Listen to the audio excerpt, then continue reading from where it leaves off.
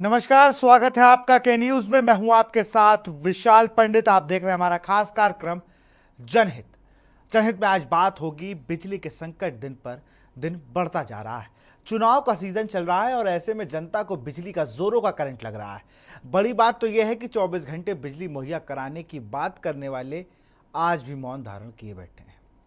आलम यह हो गया है कि दिन में तो बिजली की कटौती होती, साथ ही साथ अब रात भर बिजली गुल हो जाती है। जब बिजली घर में फोन किया जाता है तो कर्मचारी फोन तक नहीं उठाना मुनासिब समझते हैं, और अगर उठा भी लेते हैं तो टाल मटोल कर देते हैं। ऐसे में जनता अपनी समस्या का हल मांगे भी तो किससे? जनहित में आज इसी पर बात करेंगे।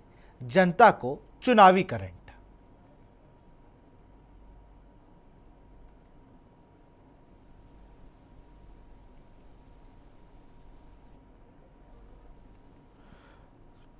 बिजली संकट गहराता जा रहा है और बड़े बड़े वादे होते हैं, और उन वादों पर क्या होता है उसकी हकीकत की तस्वीरें बयान कर रही हैं।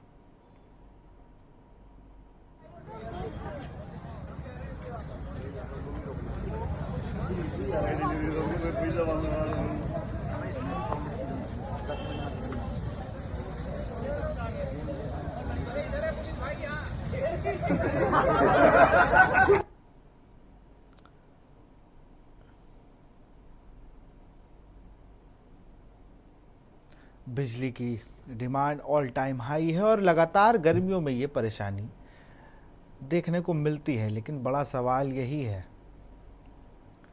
कि भाई इस पूरी समस्या से निदान कब मिलेगा?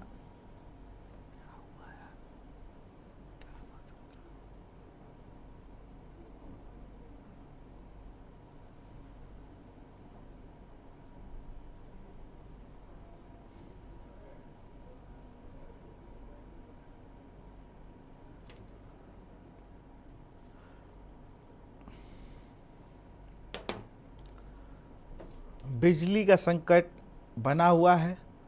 कोई भी अगर समुचित व्यवस्थाओं पे हम बात करें, लोग अब तो ये राजधानी लखनऊ की तस्वीरें हैं जो आपकी टीवी स्क्रीन पर चल रही हैं। राजधानी है और लगातार लोग बिजली की मांग करके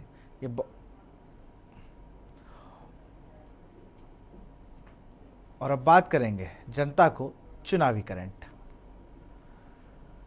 प्रदेश भर में गर्मी आते ही बिजली की मांग बढ़ती जाती है। वहीं दूसरी तरफ विद्युत विभाग के कर्मचारी और अधिकारी गर्मियों में आने से पहले बिजली संबंधित दिक्कतों को दूर करने के लिए बड़े बड़े वादे करते हैं। वादों की हकीकत तब सामने आती है जब प्रदेश भर में प्रतिवर्ष बिजली का संकट बढ़ता जाता है। वहीं उत्तर प्रदेश के ऊर्जा मंत्री A.K. शर्मा, अरविंद कुमार शर्मा, पूर्व IAS है, वर्तमान में MLC हैं और योगी सरकार में ऊर्जा मंत्री हैं। उनकी तमाम तैयारियों को धरातल पर उतारने के संबंधित अधिकारियों को दिशा निर्देश भी जारी कर दिए जाते हैं। लेकिन संकट तब पैदा होता है जब भीषण गर्मी यानी कि प्रदेश का पारा 40 डिग्री के पार हो जाता है और उत्तर प्रदेश के तमाम जिलों में बिजली संकट पैदा होने लगता है।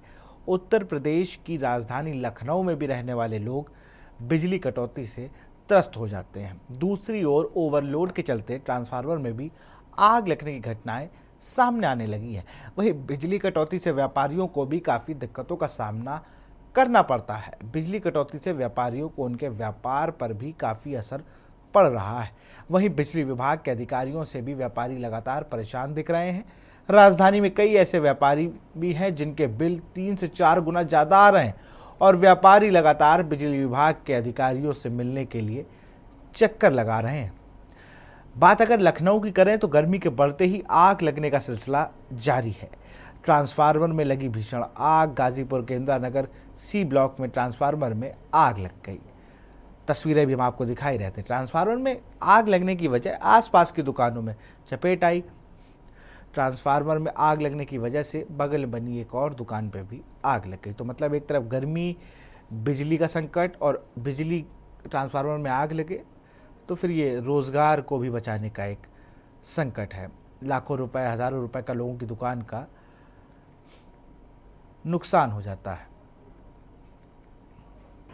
आज जो बिजली की समस्याएं हैं, तो सबसे बड़ी बात यह है कि आपको ये बिजली डिपार्टमेंट में इतनी व्यापक पैमाने पर धांधली चल रही है कि जैसे पहले के ज़माने में जैसे बिजली बिल आते थे तो आपको प्रॉपर बिल मिलता था, जो आप जमा करते थे तो उसकी रसीद बिल के साथ निकलती थी। आज की तारीख में केवल ये रसीद देते हैं, इनके वहाँ से बिल निकलना बंद हो गया। आप किसी भी कंज्यूमर को बोलिए, केवल आपको जमा करने की रसीद मिलती है, जिसमें कोई मेंशन नहीं होता है कि आपने किस रीडिंग तक जमा किया, किस डेट तक जमा किया, केवल उसमें अमाउंट शो करता है और बिल निकालना इन्होंने बंद कर दिया है, जो कि एक घपले का सबसे पहला चरण है। कि दूसरा कि जैसे मैं जनरल, मेरे यहाँ 15-20 किलो का एक सोलर लगा है और मेरा अनुमान जो गर्मी में भी बिल आता था 30-27,000 28,000, बहुत मैक्सिमम 37,000। इस महीने का मेरा बिल 84,000 रुपये का बिल है और चूंकि मैंने एसडीओ साहब से उसकी कंप्लेन भी किया तो उन्होंने कहा मैं जांच करा लूँगा, और दूसरे दिन मतलब जांच कैसे क्या हुई मुझको नहीं मालूम, लेकिन दूसरे दिन जब मैंने ही फ़ोन कर पता किया, उन्होंने कहा जांच कर लिया, बिल्कुल ठीक है। मतलब कि 87,000 कैसे आ गया? ठीक है, आ सकता है, ज़्यादा चलाओगे, लेकिन कम से कम समझाने वाला कोई हो उस बिल में कि कैसे आया, कोई समझाने वाला नहीं है। वैसे तो व्यापारी अभी बुरी तरह से हर समस्या से जूझ रहा, जैसे कि बिजली समस्या है, कारोबार कम है, पर पता नहीं सरकार बड़े बड़े वादे कर रहे हैं, बड़े बड़ी चीज़ें बोलते हैं, वो ज़मीन में दिखता नहीं है। अब जैसे सुबह से 3 बार ऑलरेडी लोड शेडिंग हुआ है। अब व्यापारी अपने व्यापार में ऑलरेडी परेशान है, तो क्या फिर जनरेटर लगा कर उस पर लागत बढ़ाए, अपनी कॉस्टिंग बढ़ाए।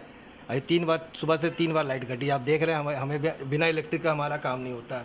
तो इस तरह से सरकार बस बड़ी बड़ी बातें कर रही है, पर यदि आप धरातल में देखेंगे तो हर एक व्यापारी से यदि आप पूछेंगे तो व्यापारी 70% परेशान आपको दिखेगा। बिजली संकट की तो बहुत बड़ी समस्या है ये, और मैं तो घर में रहता हूँ, मेरा कोई बिजनेस तो है नहीं। कल रात की ही बात है, मैंने फ़ोन किया तो फ़ोन उठाया नहीं, कई बार फ़ोन किया मैंने, तो वहाँ कोई कर्मचारी फ़ोन नहीं उठाता, तो फिर मैं रात में ही गया वहाँ पे पावर हाउस। उसके बावजूद भी कोई मिला नहीं, जेई फ़ोन उठाते नहीं हैं, और जेई कभी फ़ोन नहीं उठाते। दिन में जाओ तो दिन में मिलते नहीं हैं, और कहीं ट्रांसफर फूक जाता है, कहीं कुछ हो जाता है, बताते आधे घंटे में आ जाएगी तो 2-2 घंटे हो जाते हैं, लाइट आती नहीं है। जहाँ तक बिजली संकट की बात है तो दिन पे दिन और ये संकट बढ़ता जा रहा है। और जो मेरा व्यापार है, मेरा प्रिंटिंग का वर्क है, जैसे फ्लैक्स छापना, पेपर छापना, ये मेरा काम है, और मेरे मशीन पे कम से कम 10 से 12 एम्प्लॉई भी हैं। तो जब मैं अपना व्यापार बिजली की वजह से नहीं कर पा रहा हूँ तो अपना व्यापार बढ़ाऊँगा कैसे? अपने एम्प्लॉइयों को सैलरी कहाँ से दूँगा? बिजली की समस्या तो सबसे बड़ी समस्या है। सरकार से कोई बात कहो, शिकायत करो तो सरकार मुद्दा विहीन है। सरकार के पास जाओ या अधिकारियों के पास जाओ, कोई सुनता नहीं। अभी आप कंप्लेन करिए कि इस क्षेत्र में बिजली इतने देर से नहीं है, कोई फ़ोन उठाने वाला नहीं है। केवल सीओजी नंबर अधिकारियों को दिया गया, कोई अधिकारी सीओजी नंबर नहीं उठाता। कहीं ट्रांसफार्मर फूंक जा रहा है, उसका कोई जवाब नहीं है। कब बिजली। इस वक्त मैं मौजूद हूँ जनपद बुलंदशहर के शिकारपुर क्षेत्र में, और देखिए बात करते हैं बिजली के संकट को लेकर। बिजली के संकट से लगातार किसान पूरी तरह से परेशान है, और किसानों के साथ साथ जनता भी पूरी तरह से परेशान है। बिजली ना आने से त्राही त्राही जनता कर रही है, और अगर फसल की बात करें तो फसल पूरी तरह से किसानों की, जैसे मक्का की फसल की बात करें या धान की फसल की बात करें, पकी हुई ठाड़ी हुई है, लेकिन बिजली ना आने की वजह से पूरी तरह से सूख रही है। और क्या नाम है दादा? कुमार शर्मा है। बिजली को लेकर किस तरह की परेशानी आ रही है? बिजली के तो वोल्टेज तो बिल्कुल आ ही नहीं रहे हैं जी, पूरे दिन बंद रहती है, रात को बिजली आती नहीं है, और जो आती है तो वो गांव की आती है और जंगल की आती नहीं है। कीड़े लग रहे हैं सर, बहुत वो परेशानी हो रही है, रोज दवाई लगा रहे हैं और उसके बाद भी पानी नहीं है बिल्कुल भी। इतने परेशान है विकट सभी किसान। अच्छा, बिजली को लेकर किस तरह की समस्या है? बिजली की समस्या ये है साहब कि बिजली एक तो समय पे नहीं आ रही, और पूरी जितनी बिजली आनी चाहिए उतनी बिजली नहीं आ रही। बिजली जो आ रही है बहुत लो वोल्टेज आ रहे हैं, जिससे मानो कि सिंचाई की जो समस्या है वो गहरा रही है। संकट ज़बरदस्त है, फसल सूख रही है, और अगर फसल सूख रही है तो किसान क्या करेगा जी, ये बताओ मुझे। उनके लिए इतनी बड़ी दिक्कत आ रही है जी कि अगर हम जंगल में भी चले जाएँ तो जंगल में एक तो घर से जाएँ कब बिजली आ जाए, और बिजली भी आती ना है। जंगल से घर आएँ, घर से आएँ, और छोटे बच्चों का तो बुरा हाल है जी। घर पर बहुत बड़ी परेशानी आ रही है, थोड़ी बहुत देर 5 मिनट को लाइट आवे और 1 घंटे को चली जावे। देखो जी, सबसे बड़ी बात तो घर से नहीं बच्चों को निकलने दे रहे, और बच्चों की अब कल से छुट्टियां भी हो गई तो बच्चे घर पे ही हैं। और बीमारी तो आपको क्या बताऊं, टेम्परेचर इतना है, 45-46 का टेम्परेचर है। बाहर निकलने बेईमानों के बच्चों के अगर बचाना है तो हम बच्चे घर में रखने पड़ रहे हैं, और अगर बिजली आए तो बच्चे कम से कम आराम तो कर लें।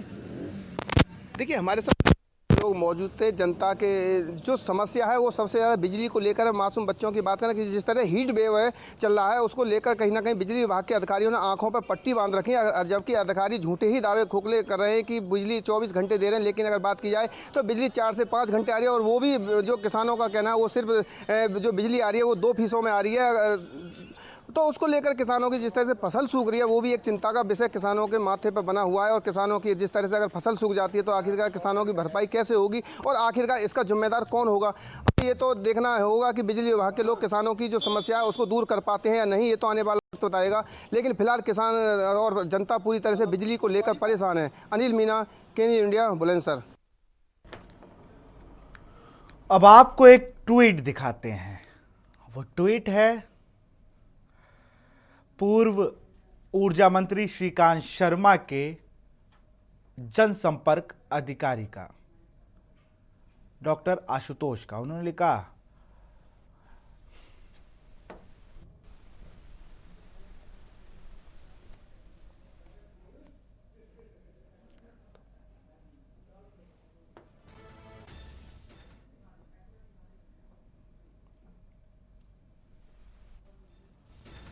यूपी में बिजली खपत का नया रिकॉर्ड बना है। एक दिन में 58.80 करोड़ यूनिट बिजली की आपूर्ति, एक दिन में यह सर्वाधिक आपूर्ति है।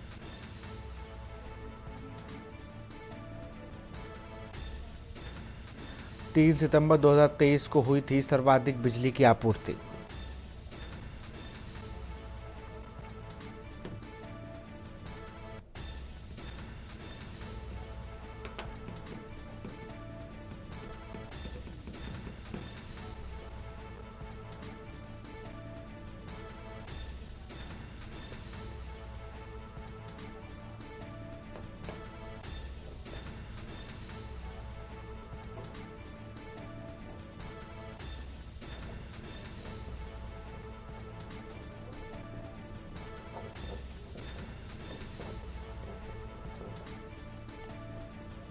इस साल 31,000 मेगावाट के पार जा सकती है यूपी में बिजली की मांग। सितंबर 2024 में 31,917 मेगावाट की मांग हो सकती है। मई में 28,291 मेगावाट हो सकती है बिजली। जून में 29,853 मेगावाट हो सकती है बिजली।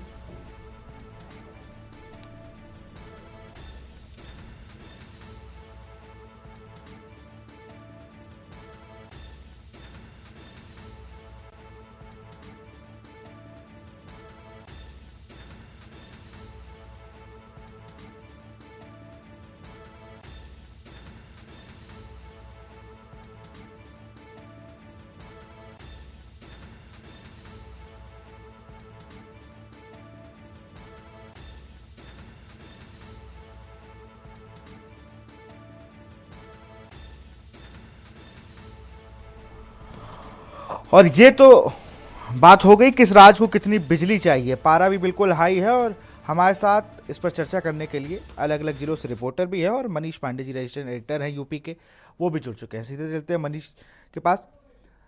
लखनऊ हो या हो बुलंदशहर, बात एक ही है कि भैया ना फ़ोन उठता है, ना समय पे रिप्लाई आता है, और किसी से कुछ पूछ लो तो बिल बढ़ जाएगा। और गर्मी में ना एसी चल रहा है ना कूलर, हाथ वाला पंखा ही काम आ रहा है। मनीष भाई,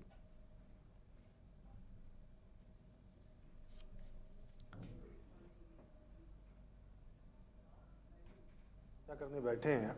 दरअसल है क्या कि पूरी दुनिया को पता है, उत्तर प्रदेश को पता है, उत्तर प्रदेश सरकार को पता है, उत्तर प्रदेश के मुख्यमंत्री को पता है, उत्तर प्रदेश के ऊर्जा मंत्री को पता है, सबको पता है कि मई जून जुलाई जो है, अप्रैल मई जून जुलाई, ये जो अप्रैल मई जून जो है, ये जो तो 3 महीने हैं 4 महीने हैं, इसमें उत्तर प्रदेश में बर्फ़ नहीं पड़ती है, गर्मी पड़ती है। और जब गर्मी पड़ती है तो जाहिर सी बात है बिजली की डिमांड ज़्यादा होगी। बिजली की डिमांड ज़्यादा होगी तो उसकी व्यवस्था करनी होती है। सरकार इस व्यवस्था में तो लग जाती है कि जैसे अभी आपने दिखाया कि करीब 31,000 मेगावाट की बिजली की ज़रूरत हो सकती है, 32,000 मेगावाट की ज़रूरत हो सकती है, 30,000 मेगावाट की ज़रूरत हो सकती है। लेकिन थोड़ा सा उत्तर प्रदेश की स्थिति क्या है ये मैं आपको बता देता हूँ। उत्तर प्रदेश में जो इस समय स्थिति है, जो उत्तर प्रदेश ऊर्जा विभाग के पास जो है बिजली मिल रही है, वो 27,500 से लेके 28,000 मेगावाट तक की व्यवस्था उत्तर प्रदेश सरकार ने कर रखी है, जो उत्तर प्रदेश के लोगों को बिजली देनी है। लेकिन जो डिमांड है वो करीब 30,000 मेगावाट तक है।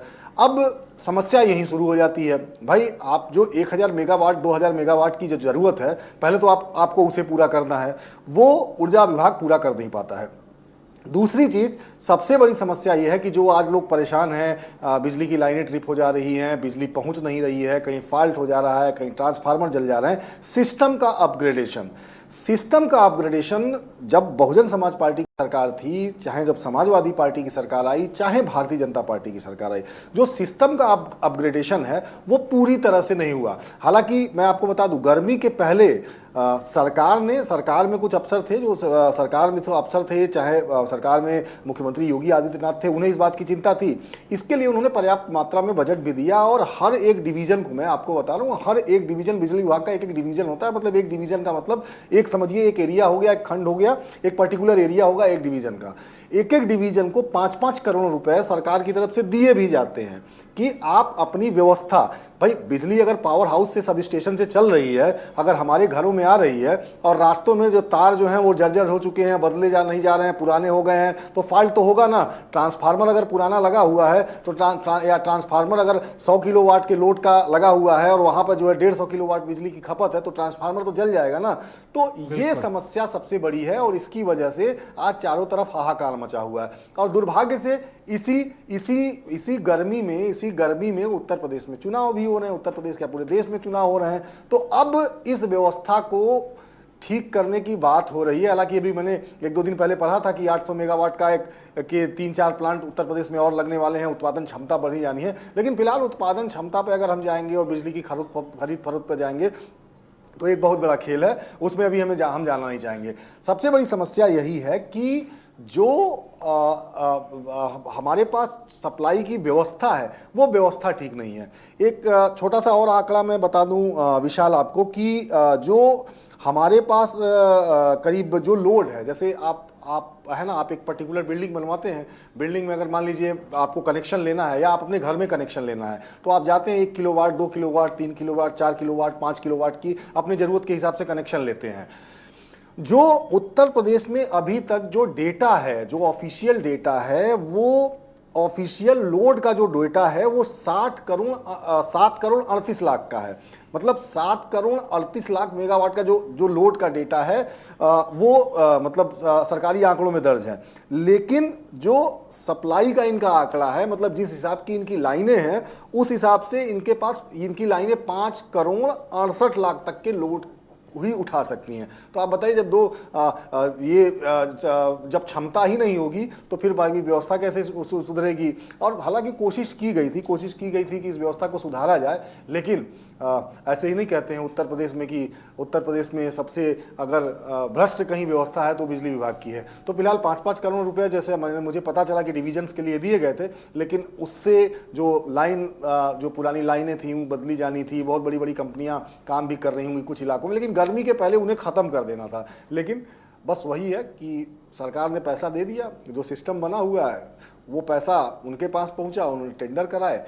मॉनिटरिंग की व्यवस्था अगर ठीक ठाक रही होती तो मुझे लगता है कि आज जो हम और आप ये बैठ के चर्चा कर रहे हैं, क्योंकि जो थोड़ा बहुत अंतर आ रहा है उसे कहीं ना कहीं जो है ठीक कर लिया जाता। लेकिन बस गड़बड़ी यही हो गई कि जो लोड है, लोड के हिसाब से जो है लाइनें हमारी नहीं है, और लाइनों का जो सिस्टम के पहले जो ठीक होना था वो व्यवस्था ठीक नहीं हो पाई। इसकी वजह से अगर अंडरग्राउंड कोई रूपरेखा नहीं है चीज़ों की, अगर अंडरग्राउंड लाइन डाली जा रही है तारों की तो डाली जा रही है। अब वो चुनाव में ही डाली जा रही है। मैं तो देख रहा हूँ तो कई जगह मेरे घर के आसपास वहाँ पर खंबे गिरने की हालात में है।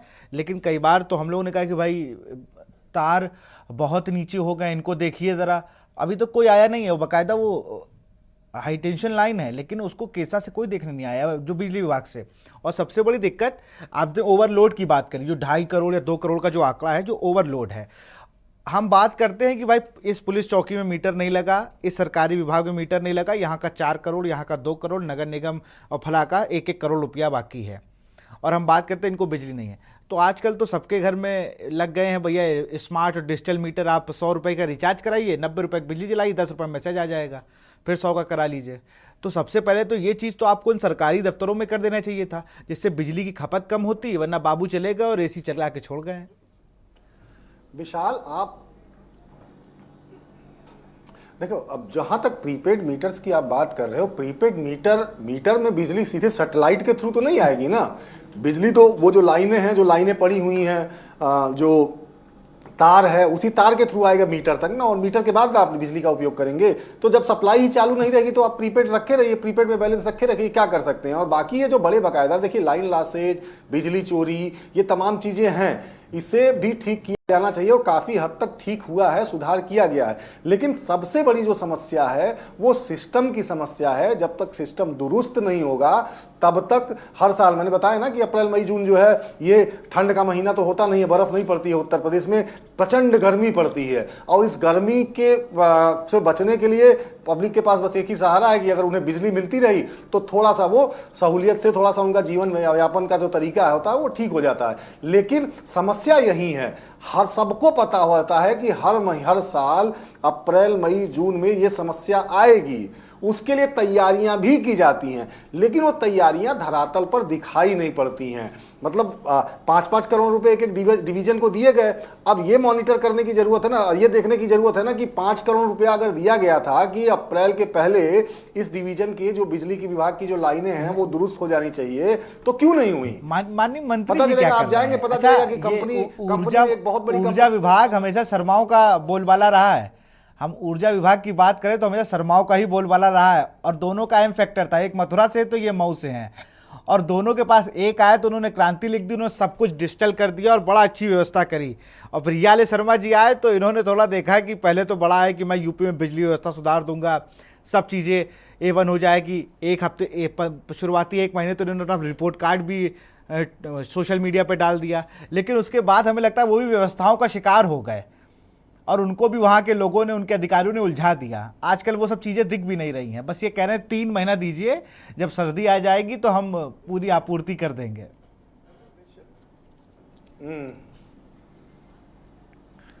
भूल जाएंगे ना, सर्दी आने के बाद तो भूल जाएंगे ना, तो खपत कम हो जाएगी सब। तब घर में 4-4 AC थोड़े लगेंगे, 3-3 AC 4-4 AC थोड़े चलेंगे। जहाँ तक देखो विशाल शर्मा जी की जहाँ तक बात है, श्रीकांत शर्मा, यही व्यवस्था थी। श्रीकांत शर्मा के जाने के बाद ऐसा नहीं है कि अरविंद कुमार शर्मा ने काम नहीं कराए हैं, काम हो रहे हैं, लेकिन वो सिस्टम जो है वो सिस्टम साथ नहीं दे रहा है, जो नीचे के लोग हैं वो साथ नहीं दे रहे हैं। भाई शर्मा, AK शर्मा तो खंभा गाड़ने नहीं जाएंगे ना। AK अरविंद कुमार शर्मा भाई योजना बना सकते हैं वहां बैठ के कि भाई अगर लाइन लॉस हो रहा है तो लाइन लॉस कम किया जाए, अगर कहीं बिजली के तार जर्जर हैं तो उन्हें बदलवा दिया जाए। हमने सिस्टम की बात की, सिस्टम में पूरा का पूरा नीचे से ऊपर तक का सिस्टम आ जाता है। सिस्टम में ऊपर MD से लेके और नीचे जो सबसे निचले पायदान पर लाइनमैन और जेई काम करते हैं वो आ जाते हैं।